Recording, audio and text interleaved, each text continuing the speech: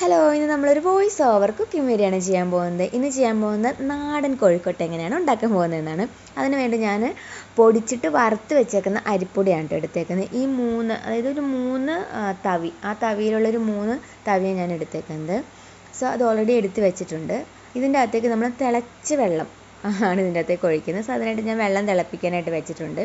വെള്ളം തിളച്ച് കഴിഞ്ഞ് കഴിഞ്ഞിട്ട് നമ്മൾ ഇതിനകത്തേക്ക് ഉപ്പിട്ടിട്ടാണ് എടുക്കുക. സോ ആ സമയം കൊണ്ട് ഞാൻ തേങ്ങ ചിരണ്ടി എടുക്കും, അതുപോലെ തന്നെ ശർക്കര ചീന്തി എടുക്കും. പിന്നെ ഒരു 2 ഏലക്ക ഞാനൊരു സ്മെല്ലിന് വേണ്ടിയിട്ടും ഒരു ടേസ്റ്റിന് വേണ്ടിയിട്ടും ഒരു 2 ഏലക്ക ഞാൻ പൊടിച്ചിട്ട് എടുക്കും. അങ്ങനെയാണ് ചെയ്യുന്നത്.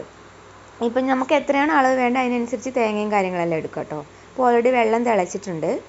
വെള്ളം തിളച്ചെടുത്ത് മാറ്റി വെച്ചതിന് ശേഷം ഈ വെള്ളത്തിന് ആവശ്യമായിട്ടുള്ള ഉപ്പ്, അത് കൂടുതലും വേണ്ട കുറവും വേണ്ട, ഈ വെള്ളത്തിന് പാകമായിട്ടുള്ള ഉപ്പ് ആഡ് ചെയ്ത് കൊടുത്തിട്ട് നന്നായിട്ട് ഇളക്കിയെടുക്കുക. സോ അതിന് ശേഷം നമ്മൾ ഈ പൊടിയിലേക്ക് കുറേശ്ശെ ഒഴിച്ചു കൊടുക്കുക കേട്ടോ. ഒരുപാട് ഒഴിച്ചു കൊടുക്കരുത്. ഒരുപാട് ഒഴിച്ചു കൊടുത്തിട്ടുണ്ടെങ്കിൽ പെട്ടെന്ന് തന്നെ പൊടിയെല്ലാം വെള്ളം പോലെ ആയിപ്പോവും.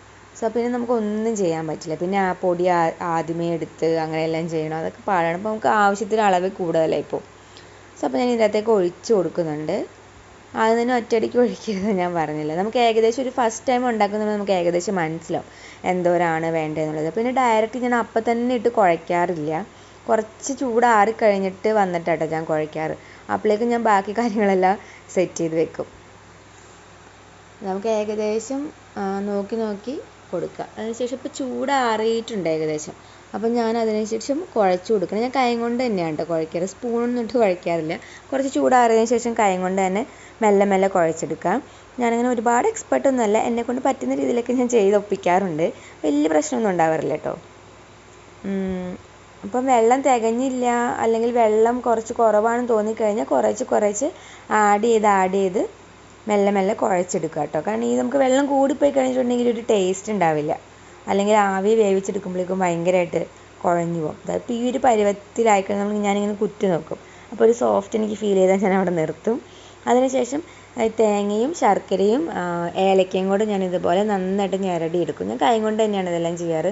സ്പൂണോ കാര്യങ്ങളൊന്നും അങ്ങനെ എടുക്കാറൊന്നുമില്ല കേട്ടോ. ഇതാണ് എനിക്ക് കംഫർട്ടബിൾ, അത് ഞാൻ ഇങ്ങനെ ചെയ്യാറ്. സോ ഇതിന് വേണ്ടിയിട്ട് എനിക്കൊരു അച്ചുണ്ട് കേട്ടോ. ഒരു പ്ലാസ്റ്റിക്കിൻ്റെയാണിത്.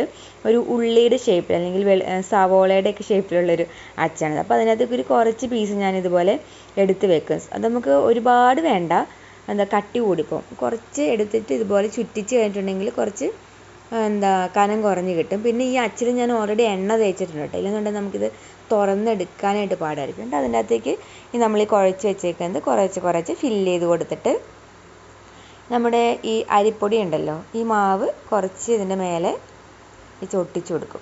ഇല്ലെന്നുണ്ടെങ്കിൽ ഇതിൻ്റെ അകത്തുനിന്ന് വീണ് പോവില്ല. അപ്പോൾ നമുക്ക് കറക്റ്റ് ഒരു ഉള്ളിയുടെ ഷേപ്പിൽ ഇത് തുറക്കുമ്പോൾ കിട്ടും. അപ്പം ഇത് പിടിച്ചിട്ട് ഒന്ന് പ്രസ് ചെയ്തിട്ടുണ്ടെങ്കിൽ കറക്റ്റായിട്ട് കിട്ടും. ഇതുപോലെ എണ്ണ തേച്ചതുകൊണ്ട് പെട്ടെന്ന് നമുക്ക് എടുക്കാനായിട്ട് പറ്റും. പിന്നെ ഇഡലിത്തട്ടിൽ ഞാൻ ഇതുപോലെ ഇങ്ങനെ ഉണ്ടാക്കി നിരത്തി വെക്കും. നമുക്ക് നല്ല ടേസ്റ്റി ആയിട്ടുള്ള കോഴിക്കട്ട റെഡി.